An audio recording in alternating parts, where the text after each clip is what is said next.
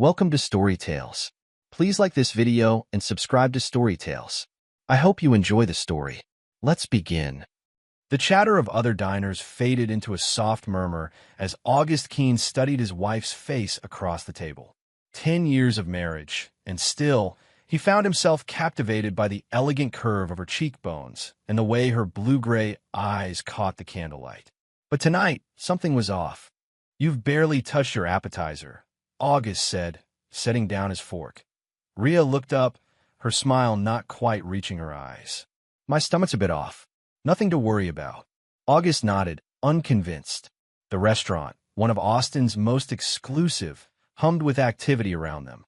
White tablecloths, crystal glasses, and the quiet efficiency of the waitstaff created a cocoon of refinement that had cost him a small fortune to secure for their anniversary. "We could have rescheduled if you weren't feeling well," he offered. "On our 10th anniversary? I wouldn't dream of it." Rhea reached across the table and squeezed his hand briefly. "Let's order some wine. That might help."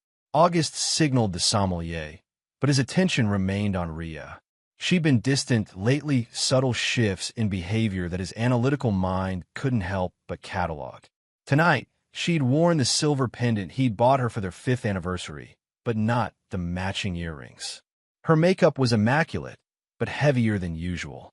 Her posture was rigid, her laugh a beat too slow.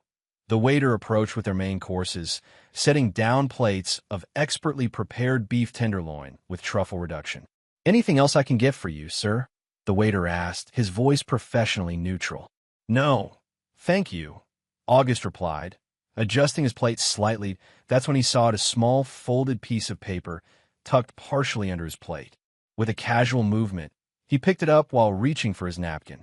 "Excuse me for a moment," he said to Rhea, pocketing the note. "I need to use the restroom." In the privacy of a bathroom stall, August unfolded the note with steady hands.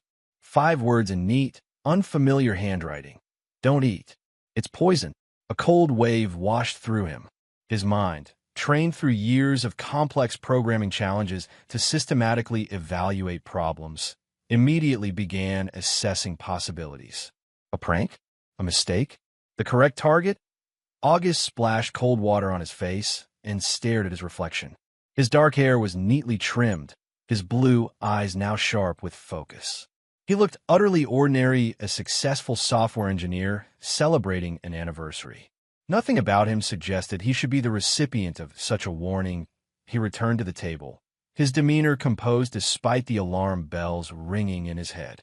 "Everything okay?" Rhea asked, her fork poised over her untouched meal. "Fine," August replied, sliding back into his seat. "Just needed a moment."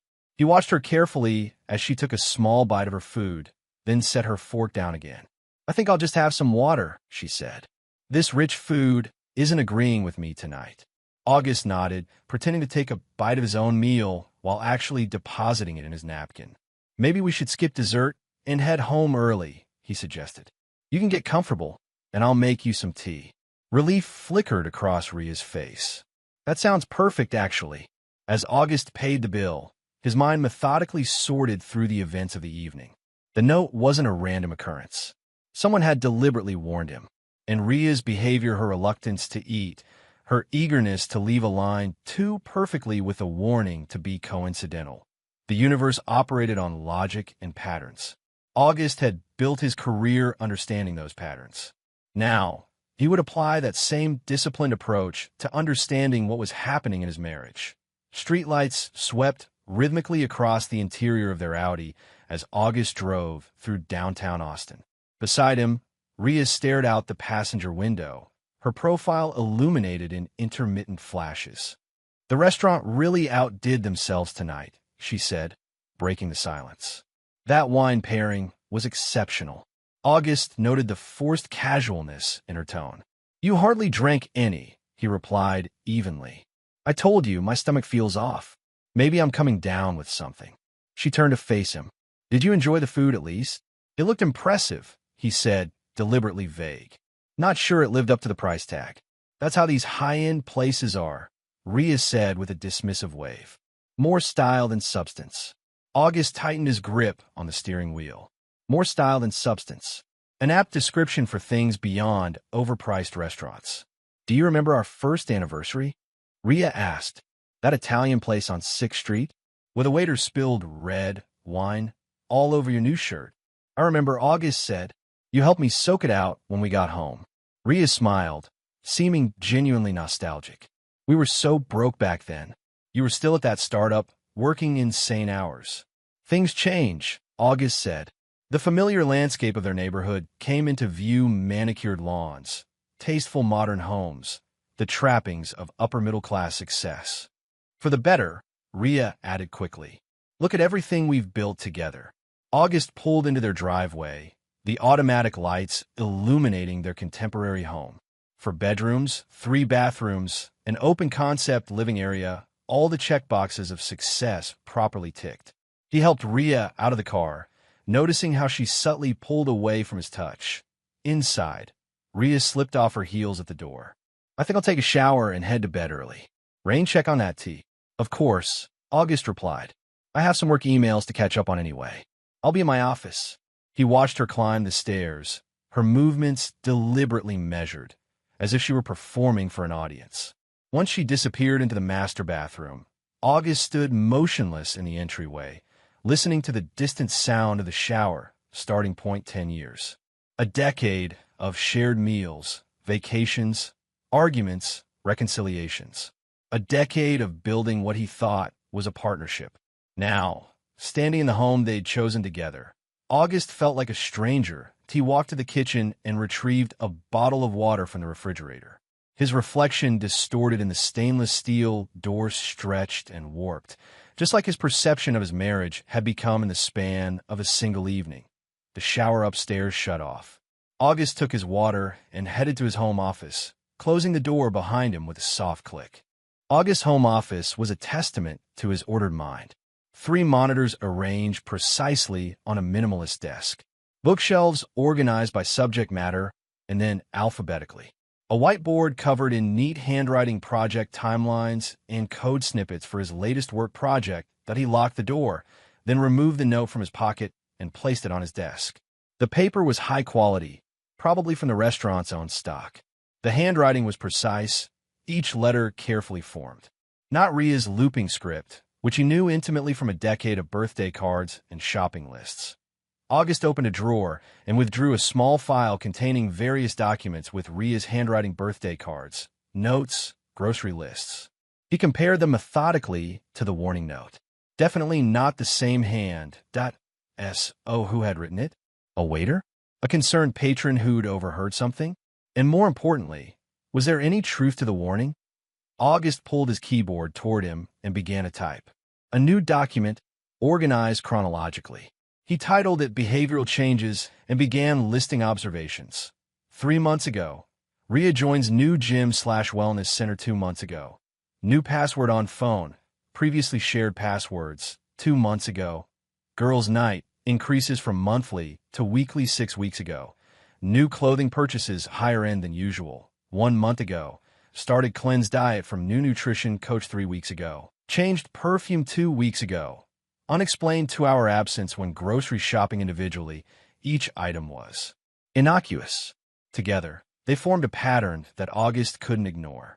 He opened his browser and logged into their shared cloud storage. Ria's phone automatically backed up to this account, a security measure they'd implemented years ago after she'd lost her previous device. The most recent backup was from yesterday. August navigated through folders, finding nothing immediately suspicious. Text messages were minimal, mostly logistics and brief exchanges with friends he recognized. Her call history showed frequent calls to a number he didn't recognize. August ran the number through a reverse lookup service. Adrian Sutter, nutritionist and wellness coach. The website showed a fit man in his early 40s with perfect teeth and a practiced smile.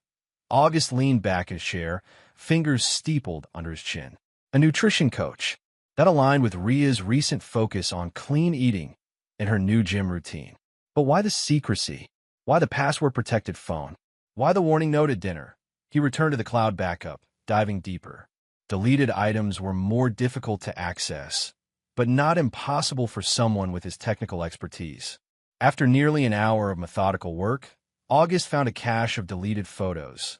His stomach tightened as the first image loaded Rhea in their bed, naked except for the silver pendant he'd given her. Alone in this photo. But the implication of others being present during the photo session was clear. August's face remained impassive as he continued through the recovered files. His heartbeat remained steady, his breathing controlled. Only the whitening of his knuckles as he gripped the edge of his desk betrayed any emotion. More photos appeared.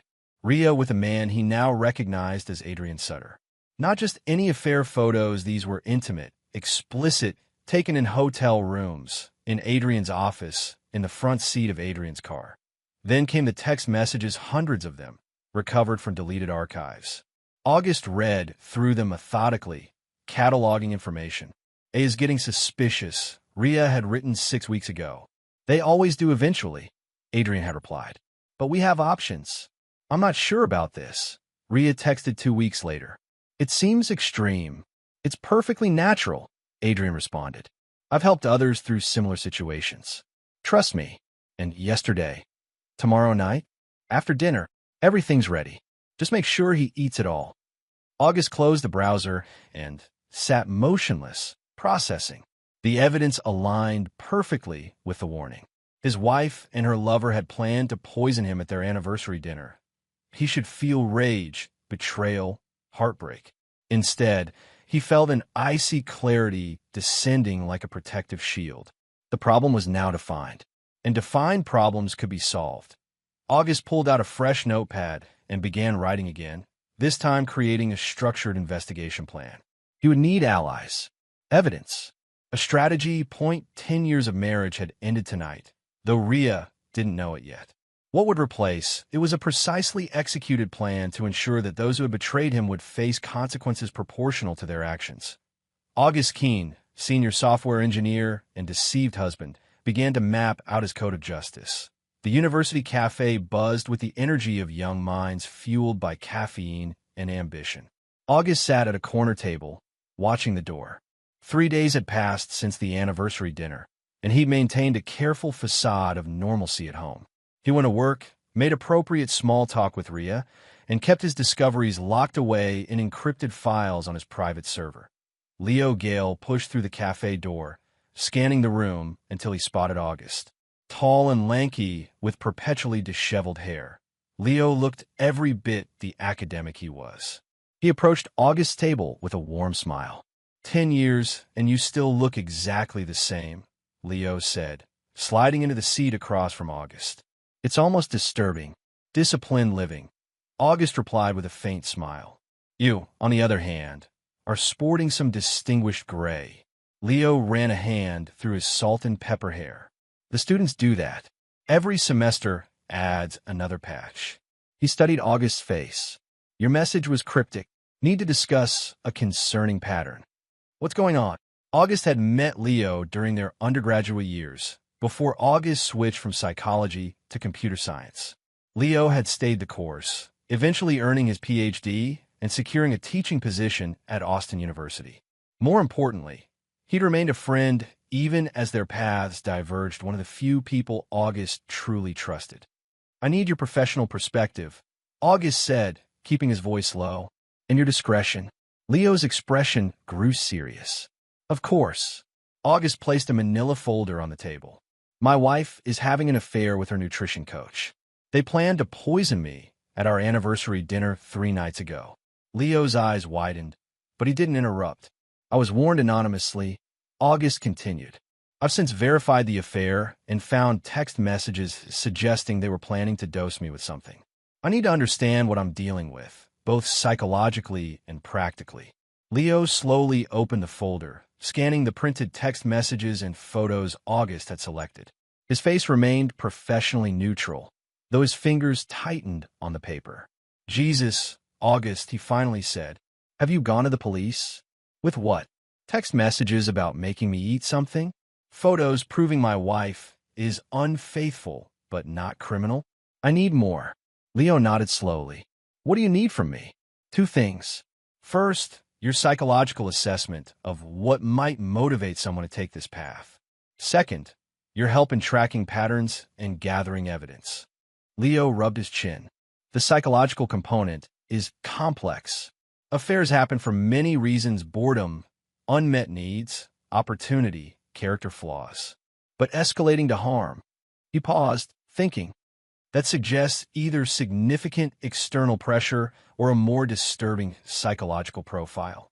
And this Adrian Sutter? The nutrition coach. If he's suggesting poison as a solution, this isn't his first rodeo, Leo said grimly. Manipulators like this usually have a history. They identify vulnerable targets and exploit them. August nodded.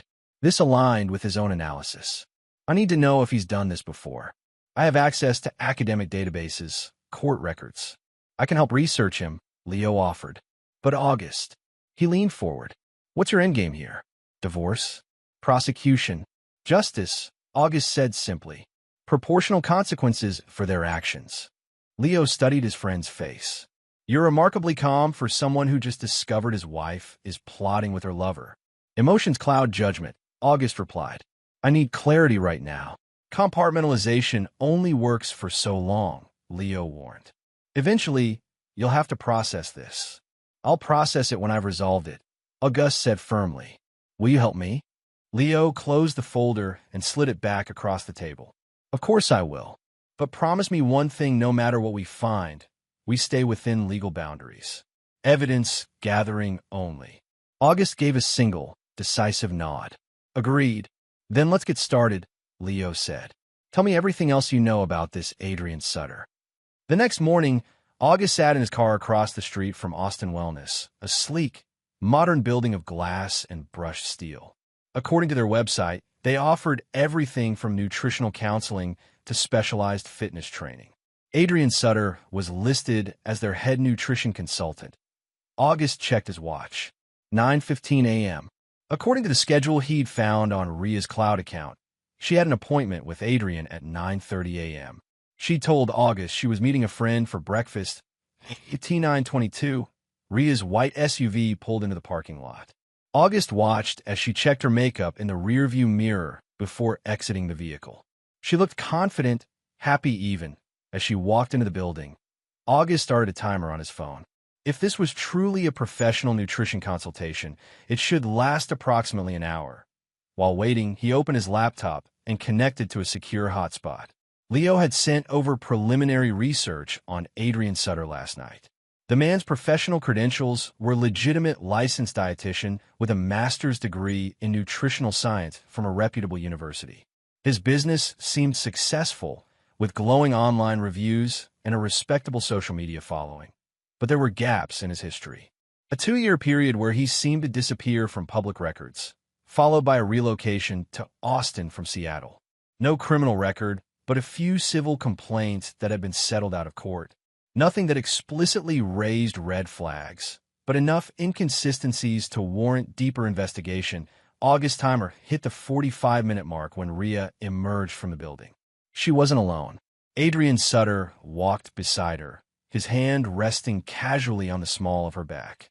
They stopped by her car, standing closer than any professional relationship would justify. Adrian said something that made Ria laugh, then quickly scanned the parking lot before kissing her. August took several photos with a telephoto lens attached to his phone. More evidence for the file. The kiss ended, and Adrian handed Ria what appeared to be a small paper bag. She placed it in her purse, nodded at something he said, then got in her car. August waited until both Ria and Adrian had left before driving to his next destination, the university library, where Leo had secured a private research room. Leo was already there when August arrived, surrounded by printouts and an open laptop. You're not going to like what I found, Leo said without preamble. August set down his bag. Tell me. Adrian Sutter worked at a wellness center in Seattle called Pure Life. 5 years ago, one of his clients, a woman named Eliza Brandt, was widowed when her husband died suddenly of what was initially ruled natural causes heart failure. Leo slid a printout across the table. It was a news article with a photo of a grieving woman standing next to Adrian at a funeral. The autopsy showed elevated levels of a compound derived from certain herbal supplements, Leo continued. Nothing illegal on its own, but in high concentrations, it can stress the cardiovascular system. Not enough evidence to rule it homicide, but enough questions that the insurance company delayed payment. Let me guess, August said. Adrian testified about the husband's health. Leo nodded. So the man had pre-existing heart issues that he'd been treating holistically. The case was eventually closed as an accidental death. 6 months later, Adrian moved to Austin and opened his practice here. 9 months after that, Eliza Brandt moved to Austin too. They were briefly together, then separated. August processed this information. So he's done this before. Possibly, Leo cautioned. It's circumstantial, but combined with those text messages you found. He let the implication hang in the air. I need access to their current communications, August decided. And I need to know exactly what compound they're planning to use. That's crossing into legally questionable territory, Leo warned. Not if I only access accounts and devices that are legally mine, August countered. The cloud account is joint, registered to both of us. And I can place monitoring software on my own home network. Leo looked unconvinced, but didn't argue further. What about the compound? That bag he gave her today could contain it. I'll find it, August said. I need to know what we're dealing with. If it's the same substance used in Seattle, that strengthens the case considerably. And then what? Leo asked. Go to the police? August's expression hardened. First, I gather irrefutable evidence. Then I decide how best to ensure they face appropriate consequences. I know that, look, August, Leo said warily, you're planning something beyond simple evidence gathering. I'm planning justice, August replied. Nothing more, nothing less. As he left the library, August's phone buzzed with a text from Rhea. Working late tonight. Don't wait up for dinner. Love you. August texted back. No problem. Take care. Love you too. The words felt foreign, a code he no longer understood. But they maintained the facade, which was all that mattered for now. The house was dark and silent when August finally returned home. Rhea's working late had extended well past midnight, according to the GPS tracker he'd placed on her car earlier in the day.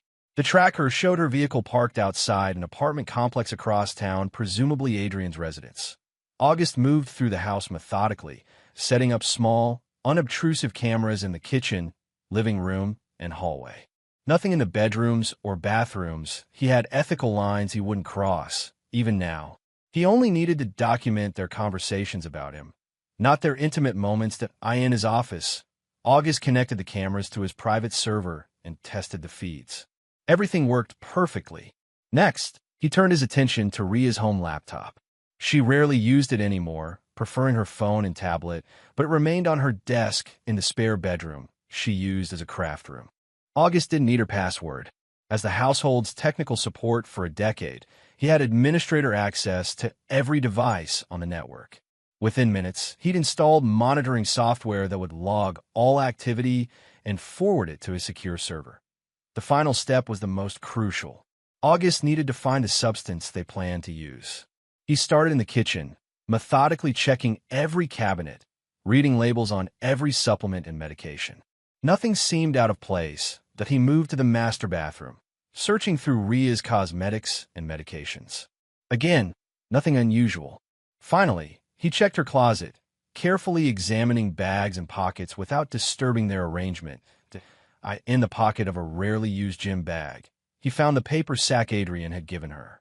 Inside was an unlabeled amber bottle containing what appeared to be herbal capsules.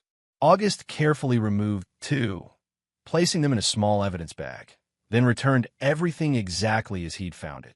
Back in his office, August uploaded all the day's findings to a secure server, then sent an encrypted message to Leo, need testing capabilities for unknown substance. Any contacts in the chemistry department? Leo's reply came minutes later. Professor Diana Vega. Discreet, thorough. Can meet tomorrow. August set the evidence bag aside and turned to his computer. Time to check the cloud back up again.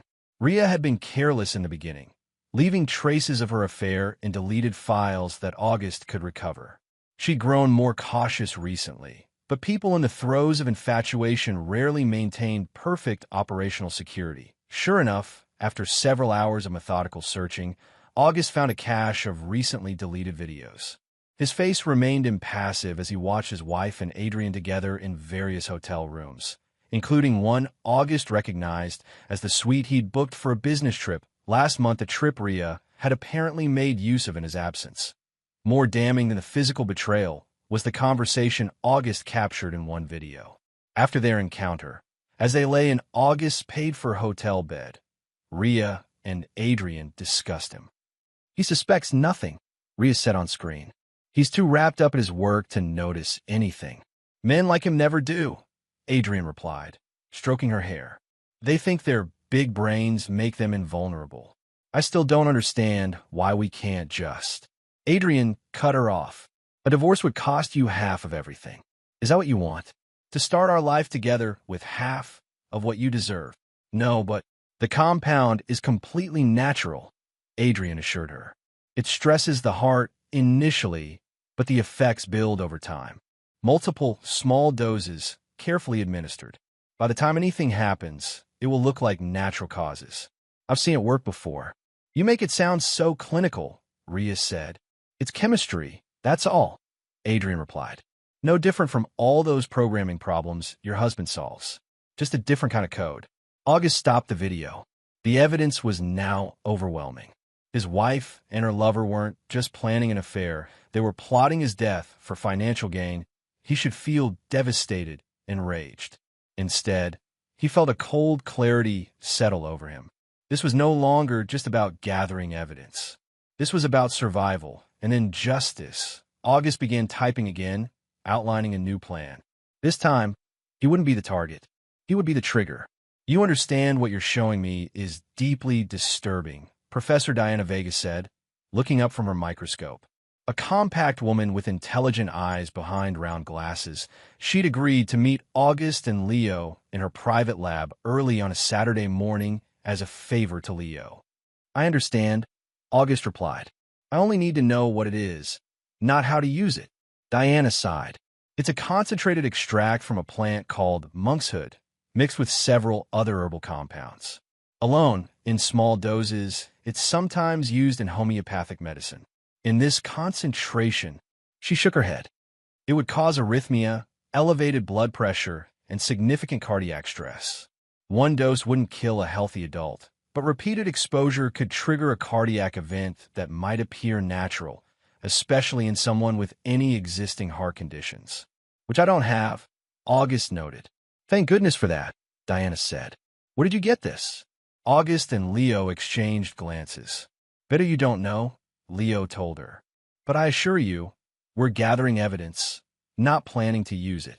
Diana carefully sealed the capsules in an evidence container. "I'll provide a formal analysis for your records, but please tell me you're taking this to the authorities." "When we have enough evidence," August assured her.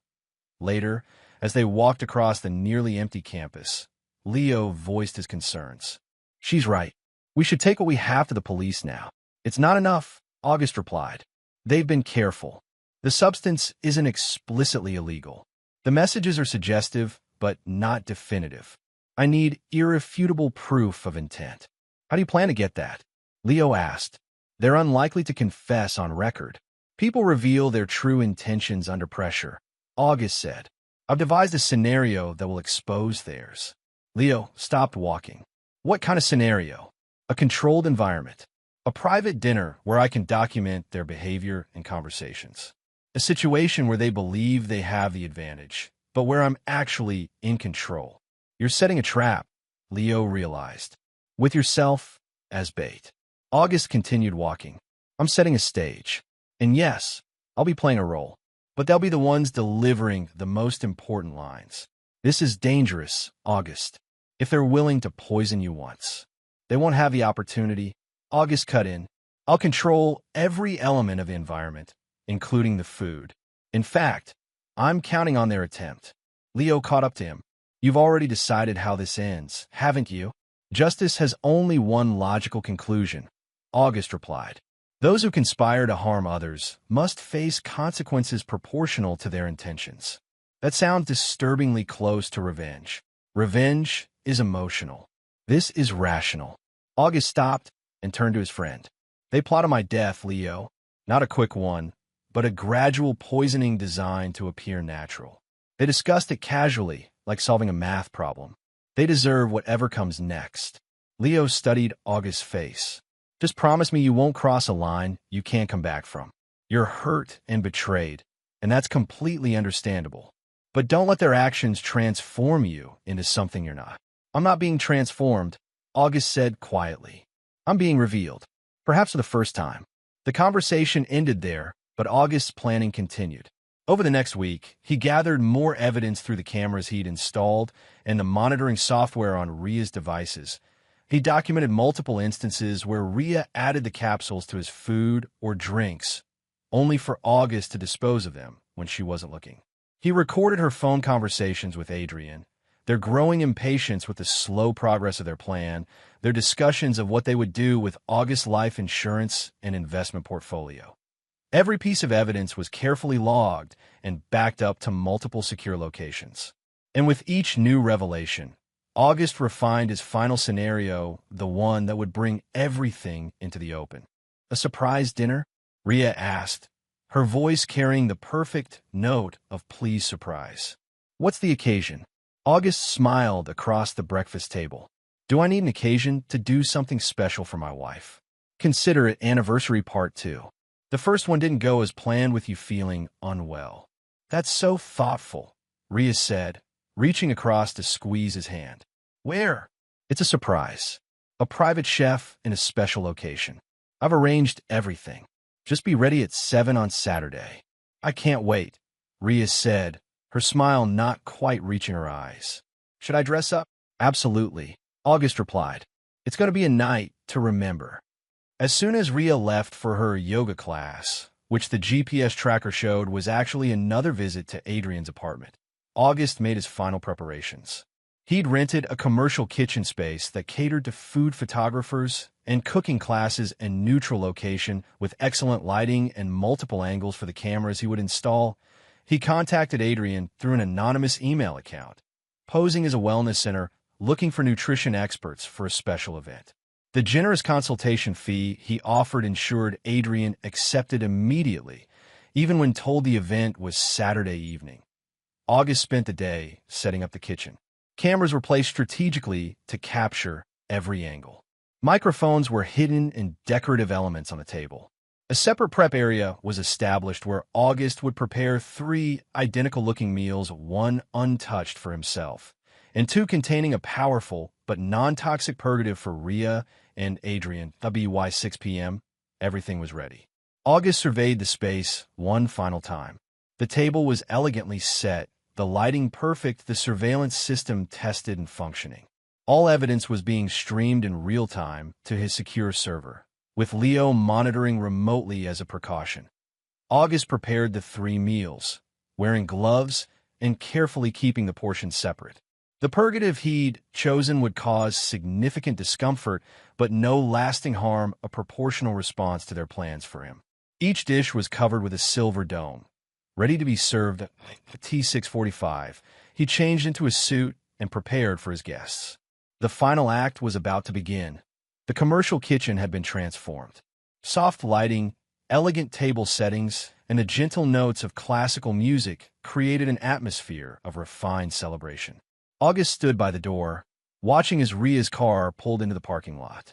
Right on schedule, his pulse remained steady, his breathing controlled. Months of discovering betrayal and plotting response had honed his emotional control to a razor's edge.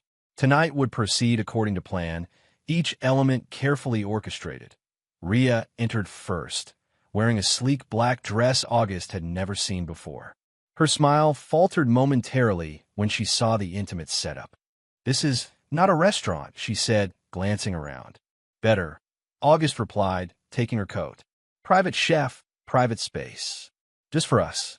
"You went all out," Ria said, recovering her composure. "It smells amazing. I have a few special touches planned," August said. "But first, I invited a surprise guest for the appetizer course. Someone you've been working with who's helped you so much lately." Ria's eyes widened slightly. "What do you mean?" The door opened behind them. Adrian Sutter walked in, freezing momentarily when he saw Ria. He recovered quickly, extending his hand to August. Mr. Keene? I'm Adrian Sutter. I believe you contacted me about nutritional consultation for an event. August shook his hand firmly. Indeed, I did. Please come in. I believe you know my wife, Rhea. Adrian glanced between them, his professional smile never wavering. Mrs. Keene, yes. We've met at the Wellness Center. Rhea's face had drained of color. August, what is this? A celebration, August said smoothly. You've been so dedicated to your new health regimen. I thought it would be nice to have your nutrition coach join us to discuss how we can both benefit from his expertise. The trap was set. August watched their micro-expressions, the panic behind their eyes, the subtle glances they exchanged, the careful recalibration of their approach. What a thoughtful surprise, Rhea finally said. Adrian has been so helpful with my new diet plan. I'm honored to be included, Adrian added, his voice betraying no tension. August gestured toward the table. Please sit. I prepared everything myself. A special menu designed with wellness in mind. They took their seats, Rhea and Adrian careful to maintain appropriate distance. August brought the covered dishes from the warming area, setting one before each of them with a flourish. Before we begin, August said, raising his water glass, a toast. To health, to honesty, and to new beginnings. The irony wasn't lost on his guests, who raised their glasses with noticeably less enthusiasm. August removed the silver domes with a practiced movement. Herb-crusted salmon with quinoa and roasted vegetables. All organic, of course. This looks wonderful, Adrian said, examining the plate with professional interest. You have culinary talents I wasn't aware of, Mr. Keene. August, please. And I have many interests beyond programming. Cooking is a science of its own, wouldn't you agree? Combining elements in precise measurements to achieve desired results. Adrian nodded, taking a small bite. Excellent flavor profile. Rhea followed suit, though August noticed she was merely pushing food around her plate. It's delicious, August. I had no idea you could cook like this. We've been married 10 years, and yet there's still so much we don't know about each other, August replied evenly. The conversation continued, a delicate dance of pleasantries and professional nutrition advice from Adrian. August ate his meal calmly, watching as both Rhea and Adrian consumed their doctored portions. 20 minutes into the meal, Adrian shifted uncomfortably in his seat.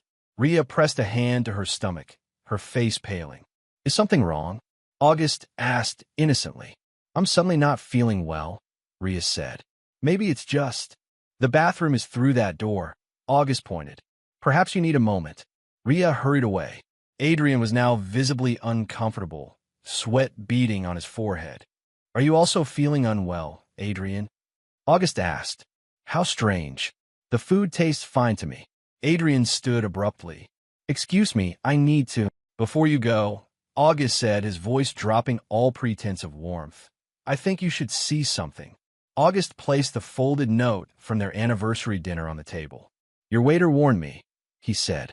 He worked part-time at the restaurant and recognized you, Adrian. You've done this before. Adrian stared at the note, his face contorting with both physical discomfort and shock. I don't know what you're talking about. Don't you?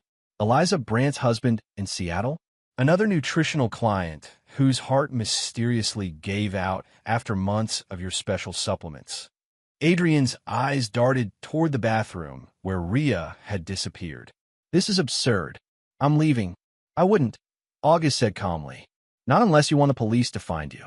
They're on their way, along with paramedics.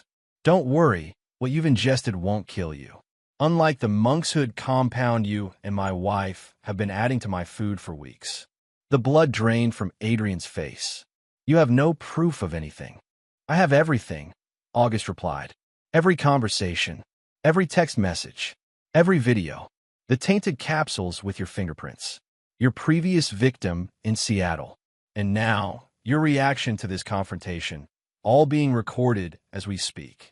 Adrian lunged forward suddenly, grabbing for August, but the purgative had weakened him considerably. August easily sidestepped, watching as Adrian collapsed to his knees. What did you give us? Adrian gasped. Just a taste of your own medicine, August replied, though significantly less lethal than what you planned for me. The bathroom door opened, and Rhea emerged, clinging to the doorframe for support. Her carefully applied makeup was smeared, her complexion ashen. "August, we need to go to the hospital," she said weakly. "Something's wrong with the food." "Only your portions," August replied calmly. "Mine was prepared separately." Rhea's eyes widened as understanding dawned. "You poisoned us." "I administered a powerful purgative," August corrected. "Temporary discomfort, nothing more.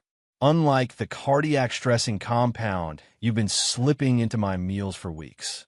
"I don't know what you're talking about," Rhea said, but her denial lacked conviction. August reached into his jacket and removed a tablet. With a few taps, audio filled the room. Rhea and Adrian's voices from one of the recordings August had captured. "How much longer will this take?" Rhea's recorded voice asked. "Patience," Adrian replied. "We need to be careful with the dosage. Too much at once would raise suspicions. This way, his heart will gradually weaken until it simply gives out. A tragedy, but a natural one as far as anyone will know." Rhea staggered to a chair, collapsing into it. "You've been spying on us." "Gathering evidence," August corrected. "After someone warned me at our anniversary dinner." "Who?" Rhea demanded. "Does it matter? What matters is that I know everything. Your affair, your plot, the compound from the same plant extract used on Adrian's previous victim in Seattle." Adrian, still on his knees, glared at August. "You smug bastard. You think you're so clever." "Not clever," August replied. "Just methodical. While you were both plotting my demise, I was documenting every step. The evidence is already with my lawyer and several other secure locations." "What do you want?" Rhea asked, tears streaking her mascara. "Money? Is that it?" The question struck August as so fundamentally absurd that he actually laughed a short, harsh sound devoid of humor. "What I want," he said, his voice low and precise, "is justice. You planned to murder me slowly for financial gain, and you almost succeeded." The sound of sirens grew audible in the distance. Adrian tried to stand, stumbling toward the door, but another wave of cramping doubled him over. "They're coming for you," August said. "Both of you. The paramedics will treat your symptoms, and the police will take your statements. They already have copies of all my evidence." "You can't prove anything," Adrian gasped. "It's your word against ours." August walked to one of the decorative vases on a shelf and removed a small camera. "It's your words against your words. Every conversation, every plan, every dose administered, all documented." Rhea began to sob, her body shaking. "August, please. It wasn't my idea. Adrian convinced me." "Don't," August cut her off. "Don't insult what's left of our marriage with more lies. The recordings show your enthusiasm for the plan once the initial hesitation wore off. You discussed how you'd spend my life insurance, where you'd travel with my investment portfolio." The sirens were very close now. Flashing lights appeared through the windows. "August," Rhea tried again, her voice breaking. 10 years together. That has to count for something."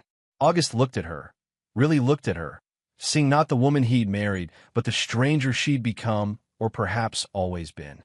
"It counted for nothing to you," he said quietly. "Why should it count for anything to me now?" The door burst open as paramedics entered, followed closely by police officers. August stepped back, allowing them to take control of the scene. An officer approached him. "Mr. Keene? I'm Officer Rivera. We received your call and the evidence files." "Are you all right?" "I'm fine," August replied. "They're the ones who need medical attention. Non-lethal purgative in their food. Self-administered justice." Officer Rivera raised an eyebrow. "That's a matter for the courts to decide, sir." "Of course," August agreed. "Everything else is documented in the files I sent. I'll cooperate fully with your investigation." As the paramedics attended to Rhea and Adrian, August watched with detached composure. When they were escorted out, Rhea on a stretcher, Adrian in handcuffs, despite his physical distress, August remained behind to give his formal statement. The mask of love had been shattered, revealing the true faces beneath.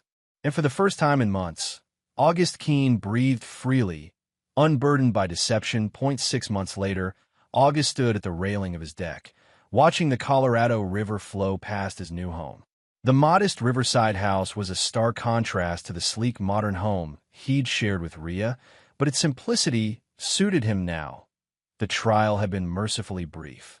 With the mountain of evidence August had gathered, including the chemical analysis of the poisonous compound and the video recordings of Rhea and Adrian discussing their plans, both had accepted plea deals rather than face full trials. Adrian, with his previous suspicious involvement in Seattle, had received the harsher sentence 12 years for conspiracy to commit murder. Rhea had gotten 8 years, eligible for parole after 5 with good behavior.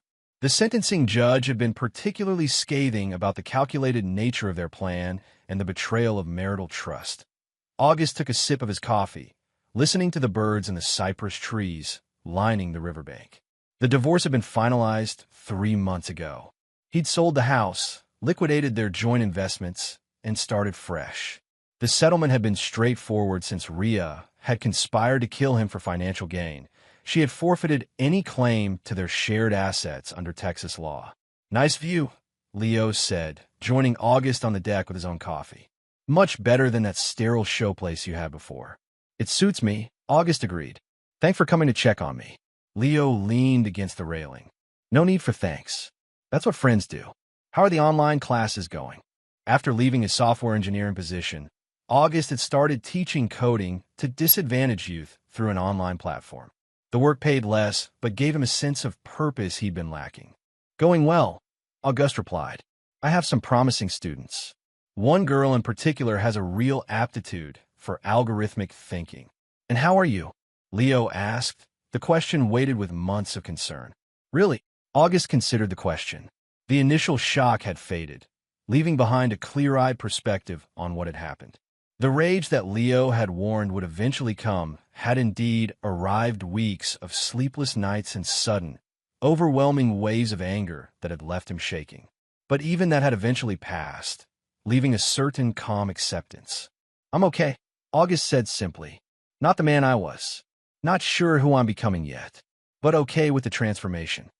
Leo nodded. "I was worried about you for a while there. The way you planned everything, it was so cold, so calculated." "It had to be," August replied. "Emotion would have made me careless." Still, the August I knew in college would have been destroyed by something like this. "Maybe I'm stronger than we thought," August suggested. "Or maybe betrayal reveals who we really are." They stood in companionable silence, watching a blue heron stalk through the shallows of the river. Finally, Leo asked the question he'd been dancing around for months. "Do you regret any of it? How you handled things?" August thought carefully before answering. "I regret trusting someone who saw my love as weakness," he said finally. "But I learned an important lesson. Some betrayals deserve to be punished, not forgiven." "That's a hard way to live," Leo observed. "Maybe," August conceded, "but it's honest. I don't pretend to be more forgiving than I am." A notification chimed on August's phone. Another student had submitted their project for review. Life continued, one line of code at a time. "I should get back to work," August said. "Stay for dinner? I'm trying a new recipe." Leo smiled. "Absolutely. Though maybe you should let me taste it first, just for old time's sake." For the first time in months, August laughed, a genuine sound that surprised them both. Somewhere beneath the calculated logic and measured responses, something human remained, bruised but intact. Not forgiveness, perhaps, but a path forward nonetheless. As August turned to head inside, he took one last look at the flowing river. Water never flowed backward. It simply found new channels when old ones were blocked. He was doing the same, moving forward, carving a new path through unfamiliar terrain. The betrayal would always be part of his story, but it would not be the end of it.